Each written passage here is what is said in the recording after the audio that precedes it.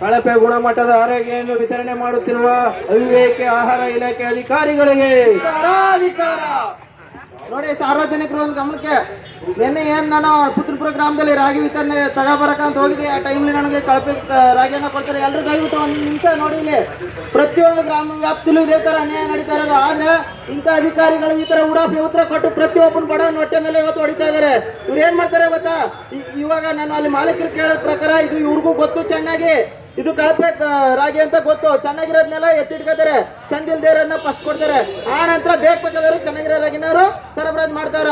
ಮತ್ತೆ ನೋಡಿ, ಇಷ್ಟೆಲ್ಲ ಇದಾಗಿದೆ. ಅವರೇ ಹೇಳಿದ್ರು 5 ಬ್ಯಾಗ 6 ಬ್ಯಾಗ ನಾನು ಏನೋ ಗೊತ್ತಿತ್ತು ವಾಪಸ್ ಕತ್ನಿ ಅಂತ.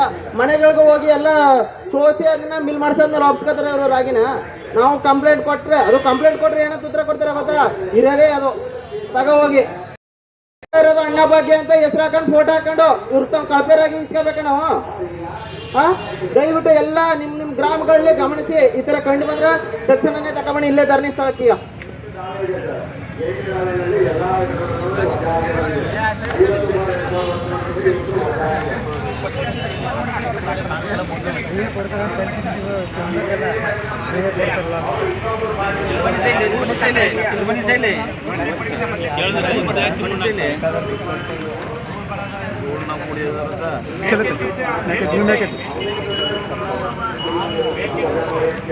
ಓಹೋ, ಈ ಥರ ಕಡ್ದಪ್ಪ.